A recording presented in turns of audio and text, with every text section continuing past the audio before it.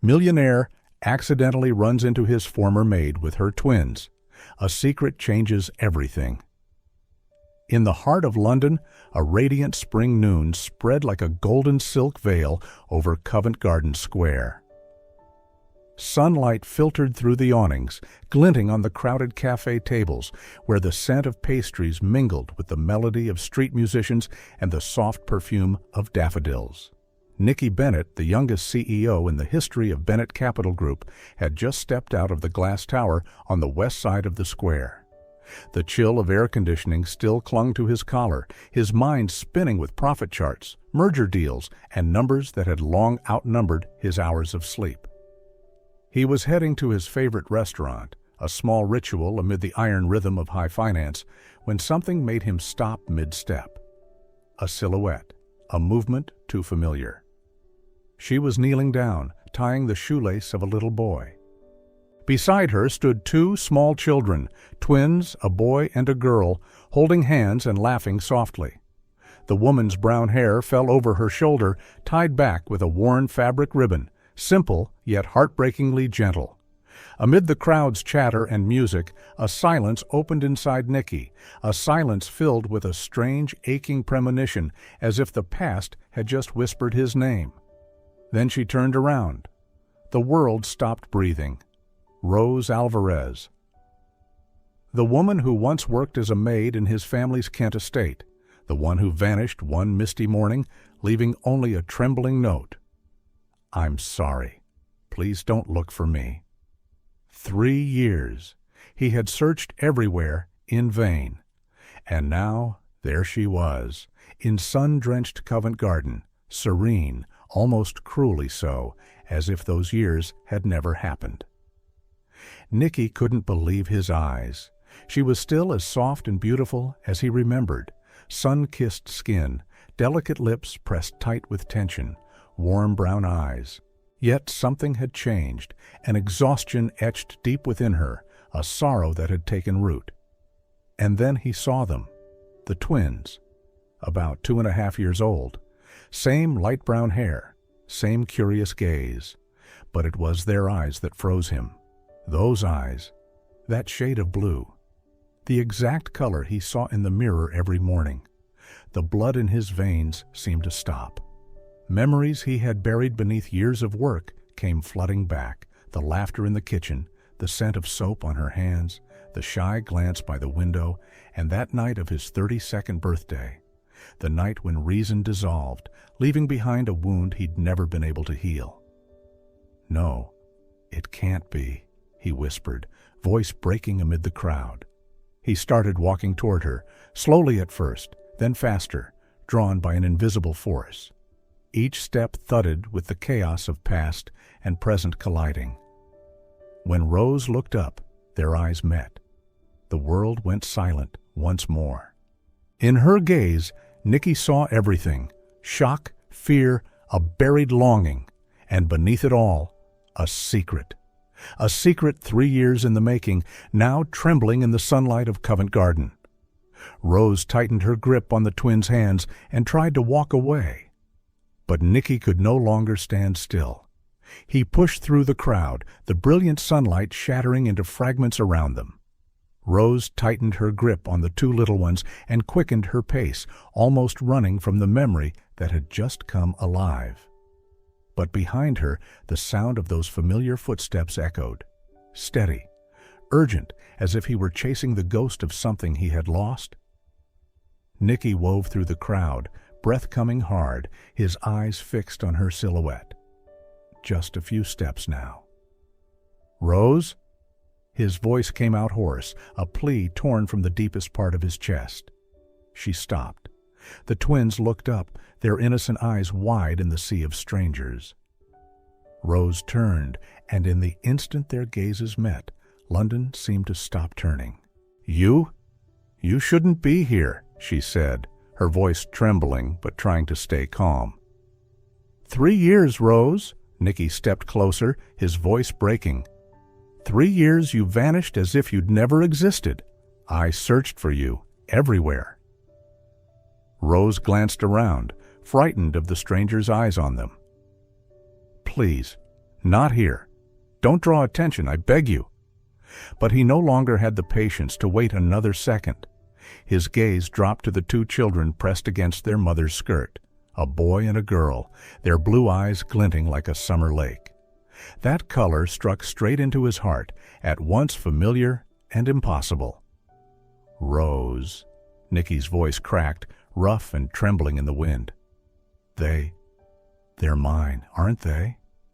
Silence fell. The city's sounds were swallowed whole. Only their frantic heartbeats and the breath of fate remained. Rose stood frozen, her eyes shimmering. She looked at him, then bent down and gently brushed her daughter's hair. A single tear slipped slowly down, catching the noon light, and she nodded. Nicky's world collapsed in silence. 3 years gone, 2 children with his eyes, and he, the only one who never knew. He staggered back a step, gasping for air, but the air around him had turned to glass. "Why?" he whispered, voice breaking. "Why didn't you tell me?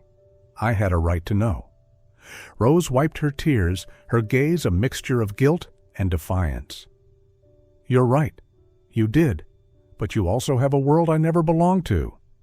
Nicky clenched his fists, pain and anger mixing in his eyes. "You thought I'd turn my back? You thought I wouldn't have the courage to face this, to face my own children?" Rose trembled, lips pressed tight. "You don't understand, Nicky," she murmured, her voice dissolving into the wind. "I saw what the papers wrote, saw you with Amelia Walsh, saw your world, and I knew I had no place in it." A breeze swept by, carrying the faint scent of perfume from the worn scarf at her neck. Rose bent down, gathering her children close, as if afraid they might be taken from her. "Please," she whispered, "let me go. Don't make this harder." Nicky stared at them, pain rising thick in his chest. He wanted to shout, to hold her back, to gather those children into his arms and tell them he would never abandon them. But in the crowded square, he could only stand there, heartbreaking, breath unsteady. "Rose," he said softly, "I just need 5 minutes. 5 minutes to understand." She stayed silent for a long moment, then gave a tiny nod. "All right, but not here." An hour later, in Nicky's Kensington apartment, silence hung heavy in the air. The twins, Leo and Sophia, sat on the soft rug, stacking colorful wooden blocks. Rose sat stiffly on the couch, fingers intertwined, gaze unfocused. Nicky stood by the window, staring out at the city, shoulders tense, as if one more breath might shatter him. He turned around, his voice rough. "I want to know everything, Rose. From the beginning. Don't hide anything." Rose glanced at her children, then lowered her eyes. Her voice was quiet, trembling, yet clear. "Do you remember your 32nd birthday?" Nicky closed his eyes briefly. "I remember." She nodded, gathering her courage. "That night, after everyone left, I stayed to finish cleaning. You came into the kitchen, a little drunk, and told me to go home, but I said I just had a few glasses left to wash." A faint, sad smile touched her lips.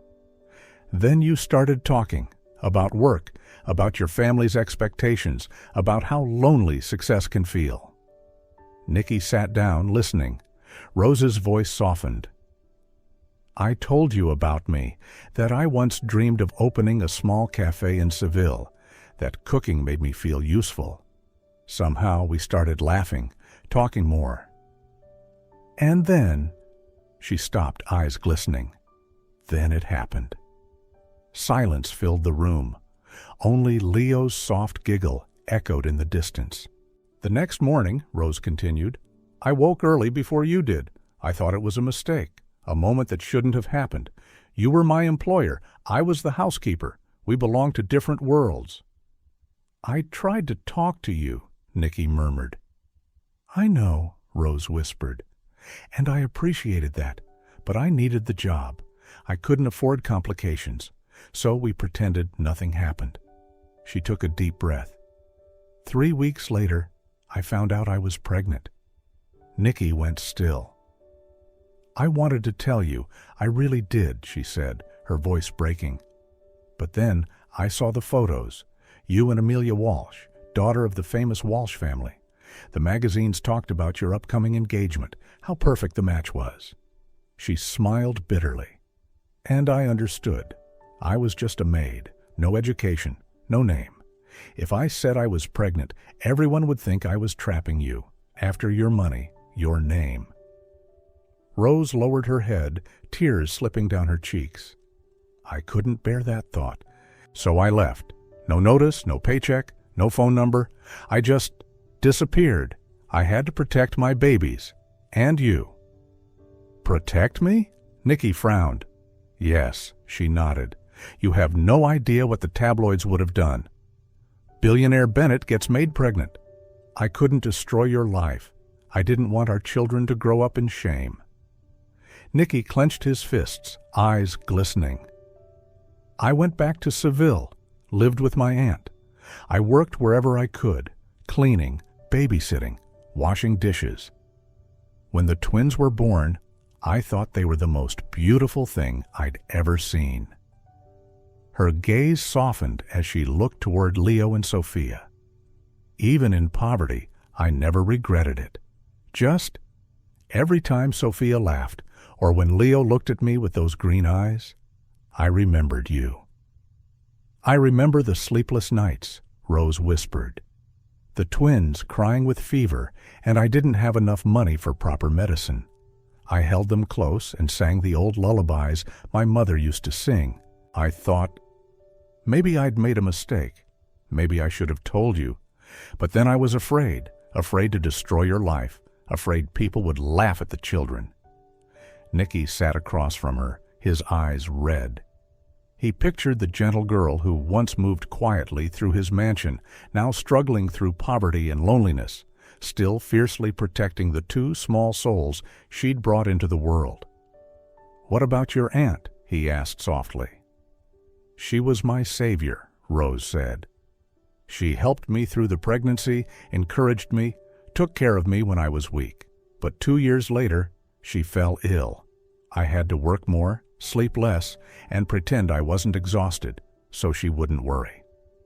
She paused, swallowing hard.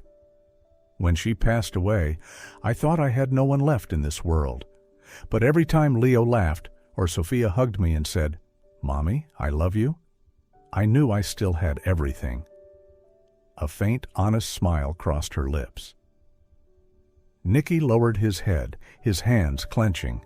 "I can't imagine what you've been through." Rose shook her head gently. "Don't say that. Life was hard, but not all bad. I learned a lot. I know how to fix things, how to cook with just a few coins, and most of all, I learned I'm stronger than I ever thought." A short silence followed. Leo ran up and handed his mother a wooden block, then flashed a bright smile at Nikki. That innocent look made his heart tighten. "And you?" Rose asked suddenly. "How have you lived these past 3 years?" Nikki met her eyes, his voice dropping low. "Busy, successful, but empty. I had everything, except peace." Rose fell silent. In that moment, both of them understood that, though they had walked separate paths, they had shared the same loneliness, each carrying a hollow place in their hearts that had never been filled. Nikki slowly walked closer. "So, what brought you back to London?" Rose looked up, her eyes red. "My aunt passed away 6 months ago. I had no one left in Seville. I came back to find work, to raise the children. London was the only place I could start over." She gave a small, sad laugh. "Ironically, I thought London was big enough that I'd never see you again." Nikki's voice trembled. "And yet, fate found a way." Rose nodded, eyes shimmering. "It always does." A long silence followed. They looked at each other, no anger now, only sorrow and understanding. And beneath it all, the sound of Leo's laughter filled the room, pure and bright, a reminder that even from pain, life still finds a way to bloom. Rose glanced at the clock. It was almost 9. The twins were yawning, leaning sleepily against each other on the rug. "I should take them home," she said softly, her voice tinged with hesitation. "It's late, and I have a night shift tomorrow." Nicky nodded, though every part of him wanted to stop her from leaving. He stood and helped her with her coat, his gaze lingering on the loose strands of hair that brushed her forehead. "Thank you," Rose murmured. "For listening?" "No," Nicky replied quietly, his voice steady but low.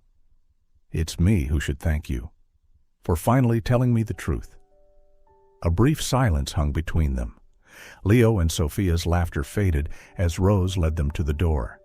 She turned, giving him a faint, wistful smile.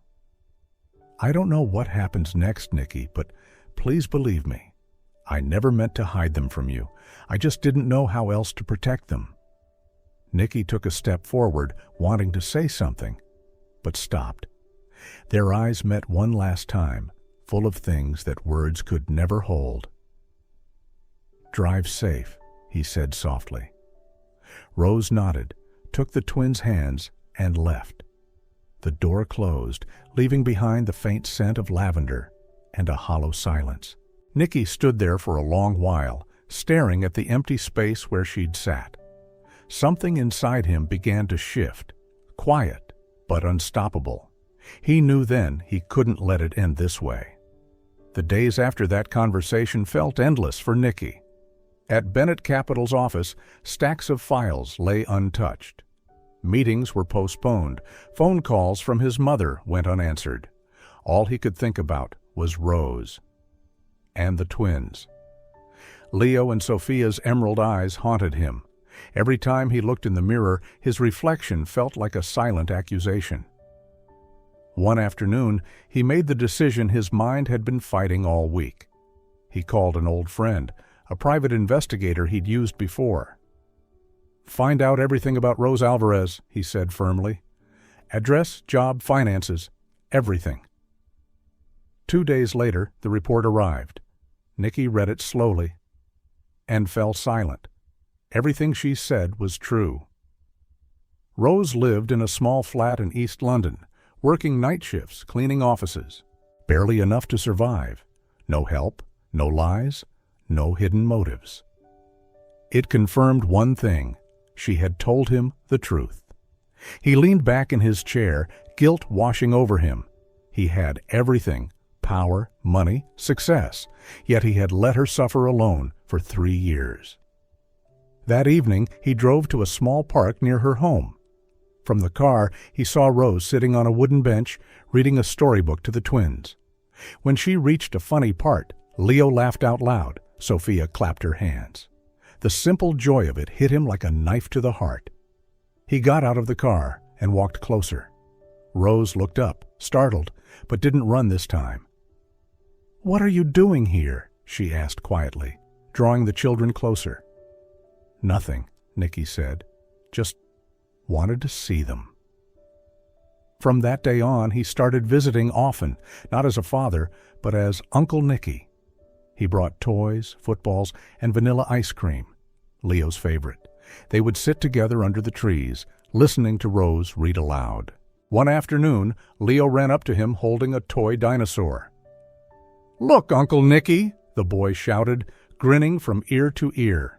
Nicky crouched down, smiling back, his heart melting completely. Sophia sat on Rose's lap, giggling, her green eyes shining like glass. In that moment, Nicky knew he couldn't live without them. A few days later, he called Rose. "I'd like to invite you to dinner," he said gently. Rose hesitated, then agreed. That night, in Nicky's warm kitchen, he tried to make pasta. It was a disaster. Sauce splattered everywhere, noodles stuck together. Rose burst out laughing, the first time he'd heard her laugh in years. "You still can't cook, can you?" she teased. "Apparently, I'm better at destroying kitchens," he replied. They ended up ordering pizza, sitting on the balcony overlooking London's glowing skyline. Between them stretched a rare silence, peaceful, almost intimate. "Rose," Nicky said quietly, eyes on the city lights, I want to do the right thing." She turned, frowning. "What do you mean?" "I want to recognize the children, officially, and I want you to marry me."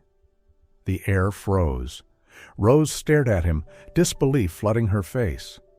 "What are you saying, Nikki? You don't have to do that. I don't need pity." "It's not pity," he interrupted softly. "It's responsibility. It's what I owe, to you and to them."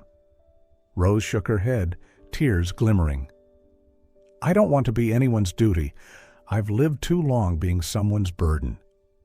Nikki took her hand gently. "This isn't about duty, Rose. Since the day I saw you again, nothing else has made sense.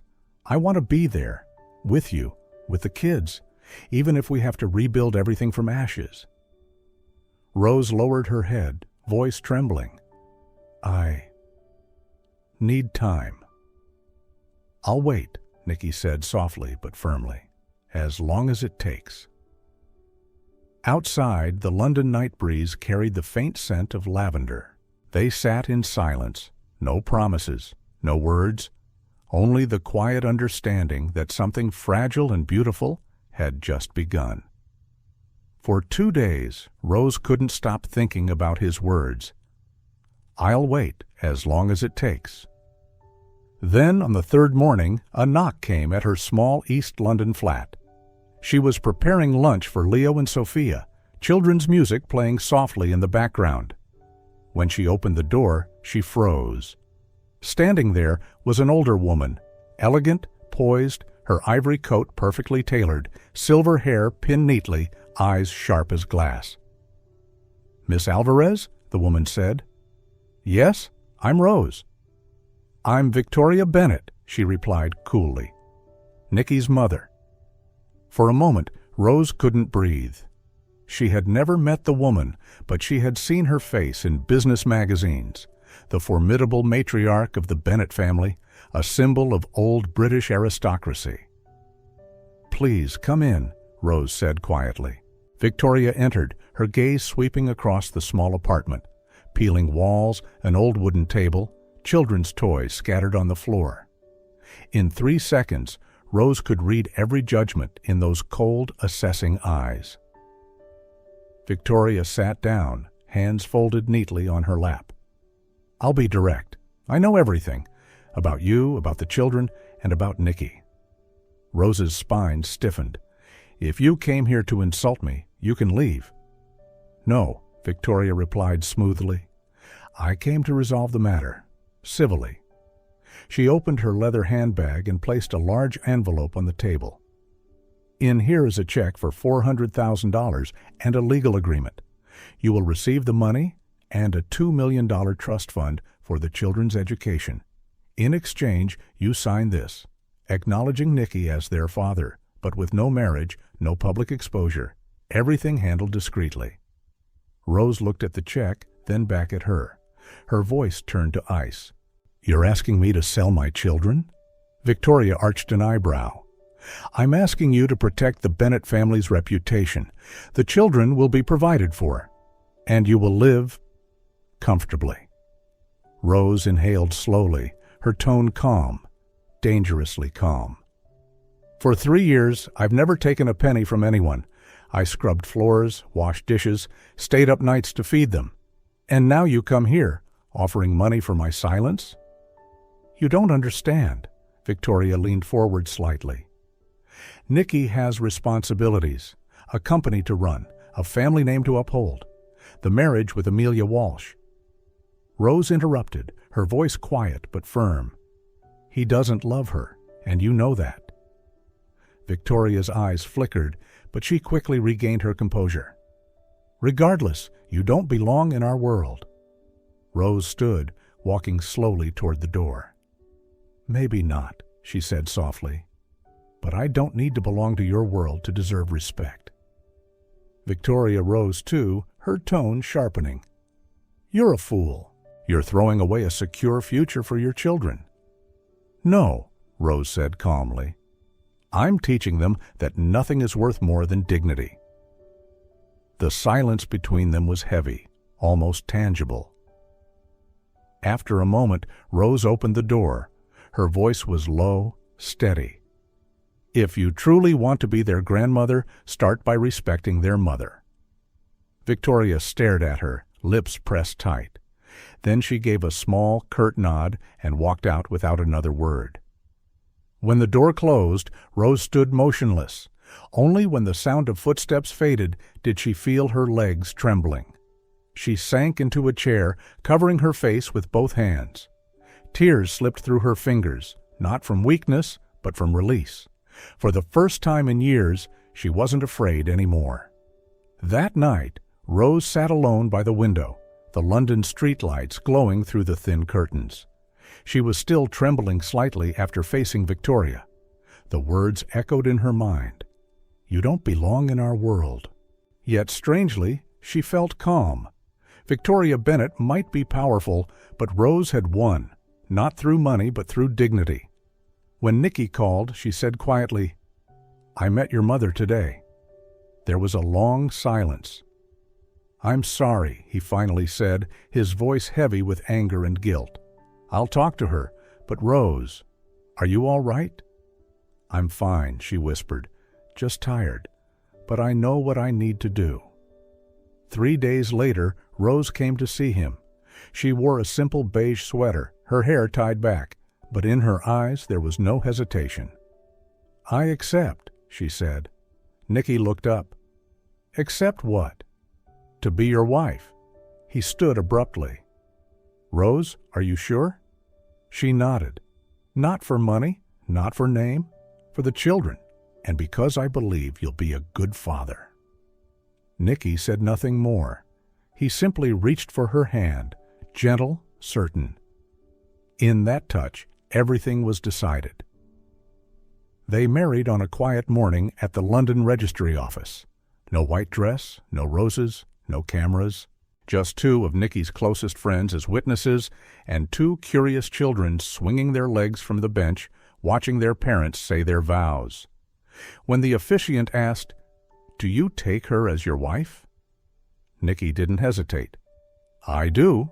Rose met his gaze, her eyes shimmering. "I do." They signed the papers, exchanged rings, and left the building quietly. A simple ceremony, but to them it was everything. The silence didn't last long.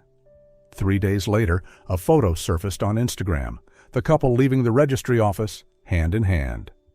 Caption: "Billionaire Nicky Bennett marries his former maid in secret. Twins involved." The news spread like wildfire. Tabloids exploded. Social media buzzed, half curious, half cruel. The Bennett family reacted in outrage. Victoria refused to answer calls. Nicky's father phoned from Switzerland, his voice thundering through the line. "You're destroying the family's name."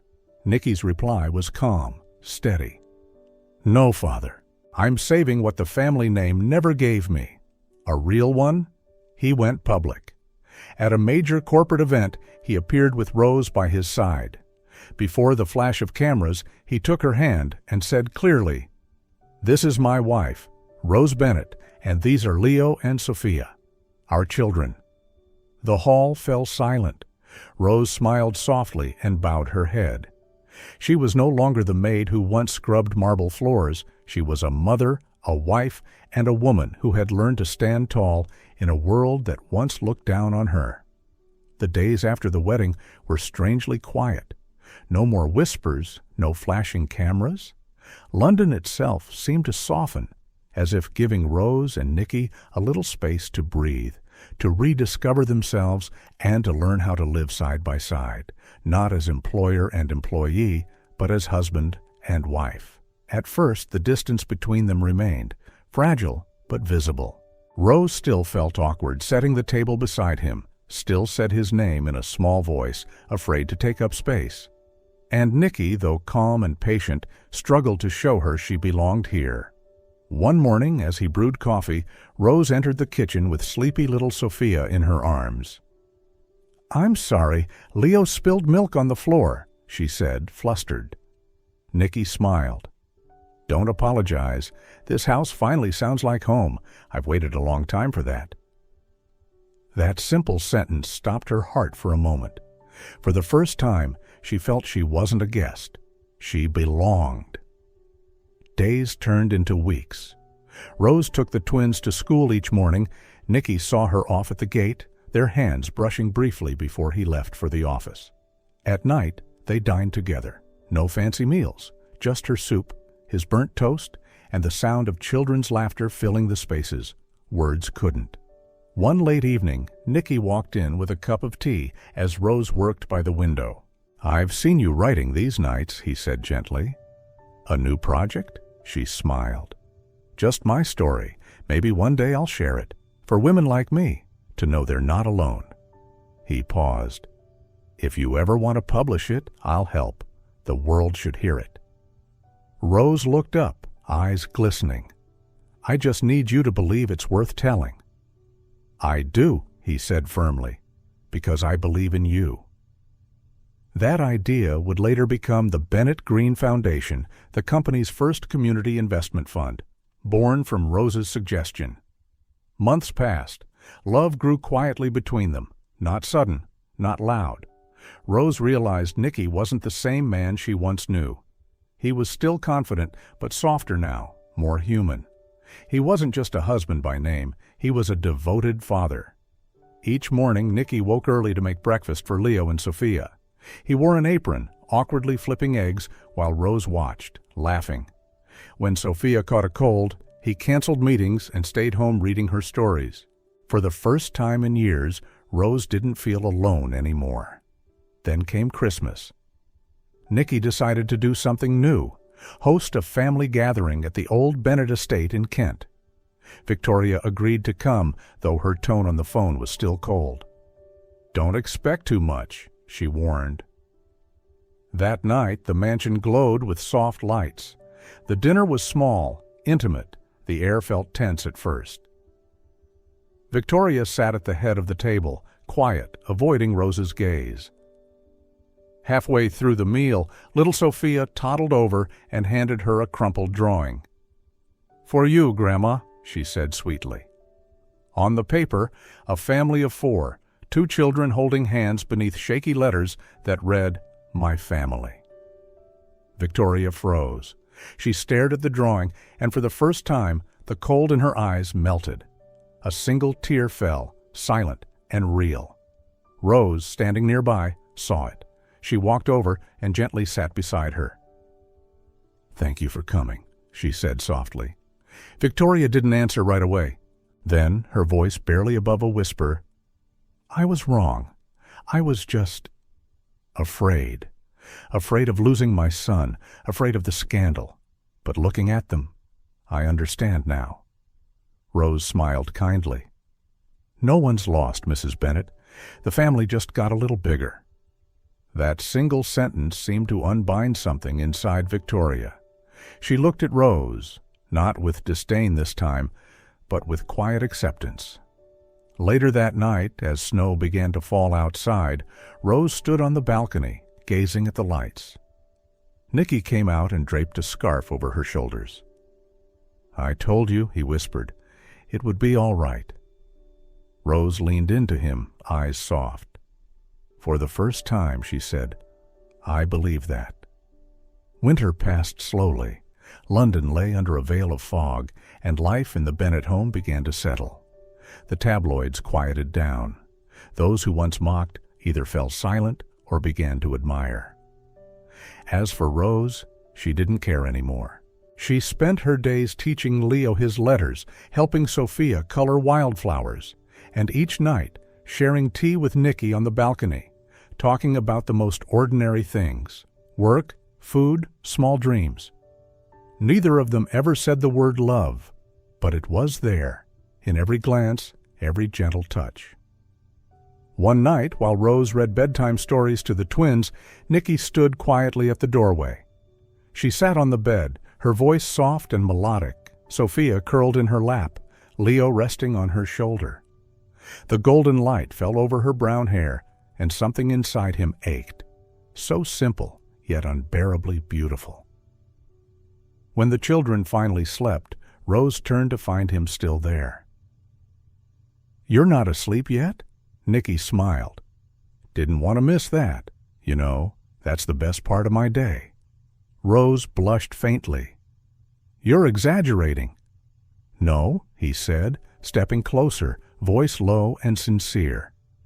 It's true, I used to think happiness meant deals, numbers, control, but it turns out it's just you, holding our kids. She lowered her eyes, unable to speak. He gently lifted her chin. His gaze was warm enough to make her tremble. I know we married for the children, he whispered. But Rose, I don't want to be just a husband on paper. She looked up, her voice barely audible. Then what do you want to be? He smiled softly. The man you choose, not because you have to, but because you want to. She said nothing, but in her brown eyes he saw it, fear, hesitation, and beneath it a flicker of something undeniable. Love. Time passed, and life grew gentler. Rose started a blog about her journey as a single mother and overcoming prejudice. Nicky supported her completely, even helping her build a website to share her story. One morning, Rose woke to find a small envelope on her desk. Inside was a card that read, 1 year since our wedding. Not a contract, but a true beginning. Below was a message. Tonight, 7 o'clock in the evening. Meet me where it all began. She knew instantly, the old estate in Kent. That evening she arrived. The mansion was lit with candles and white flowers. In the garden, Nicky stood waiting. No suit, no tie, just a simple shirt and a bouquet of lavender in his hand. You remembered, Rose said softly, smiling through her tears. I remember everything, Nicky replied. That night, the years you were gone, the day you came back. He stepped closer, extending his hand. The first time, we married out of duty. This time, if you'll have me, let's marry for love. Rose's eyes glistened. She nodded. Under the soft lights, he slid a new ring onto her finger. Not diamond, but a simple band of gold engraved with the words, At last, it's love. She laughed through her tears. You always know how to make me cry. I only want to make you happy, he whispered, pulling her gently into his arms. And this time, when they kissed, it wasn't out of comfort. It was truth. A love that came late, but real and lasting. 3 years later, on a golden summer afternoon, the Bennetts' small home outside London was filled with laughter. Leo and Sophia, now 5 and a half, were full of energy, chasing their little dog Milo around the garden. In the kitchen, Rose stirred a pot of soup, the warm scent filling the air. Nicky walked in, sleeves rolled up, carrying a basket of fresh tomatoes. Chef Rose, your next command? He teased. She glared playfully. You can start by not stealing the tomatoes before I'm done cooking. No promises, he said, grinning, and slipped his arms around her waist from behind. Rose leaned back, letting herself breathe in the peace of the moment. 3 years ago, she could never have imagined this. A cozy home, children's laughter, and the steady arms of the man who once felt a world away. Outside, Victoria and Mr. Bennett sat under the shade of a tree, watching the twins play. No more judgment, no distance. Victoria now laughed freely when Sophia ran to hug her, and Mr. Bennett patiently showed Leo how to kick a football. Can you believe it? Nicky said softly. My mother just asked if you'd like to start a scholarship fund for single mothers with her. Rose smiled. Maybe she's changed. No, he replied. She's learned what it took us years to realize, that kindness can exist with strength. Rose nodded, her eyes bright with quiet pride.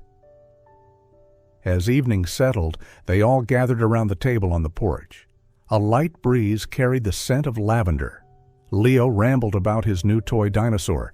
Sophia proudly showed a drawing of the family. This time, it included 2 grandparents. Victoria smiled at the picture. The girls got talent, Rose chuckled softly, just like her grandmother. Laughter filled the air, genuine and easy. Later that night, after the children had fallen asleep, Rose and Nicky stepped onto the balcony. Moonlight shimmered across the lake, soft as a whispered lullaby. "Do you remember the first time we met?" Rose asked, resting her head on his shoulder. "Of course," he said. "I remember how my heart stopped when I saw you in that square. I thought fate was cruel back then. Turns out it was merciful." Rose smiled. "If someone had told me then that my former boss would one day be my husband, I'd have laughed. And if someone had told me real happiness wasn't in deals or numbers, but in your flower-covered hands, I'd never have believed them." They laughed softly, then fell silent, the kind of silence that feels full, not empty. Nicky then pulled out a small box. "I have something for you," he said. Inside was a delicate necklace with a heart pendant engraved with the words, "Because of you, we became a family." Rose covered her mouth, eyes glistening. "I thought we'd run out of things to give." "There's always more," Nicky smiled, "because every day with you is something new." She wrapped her arms around his neck. "I love you, Nicky." "I know," he whispered, smiling. "And I love you too, Rose." They stood there beneath the moonlight, surrounded by the gentle sway of lavender. What once began as a mistake had become a miracle. Two people from different worlds, now sharing one home, one breath, one love.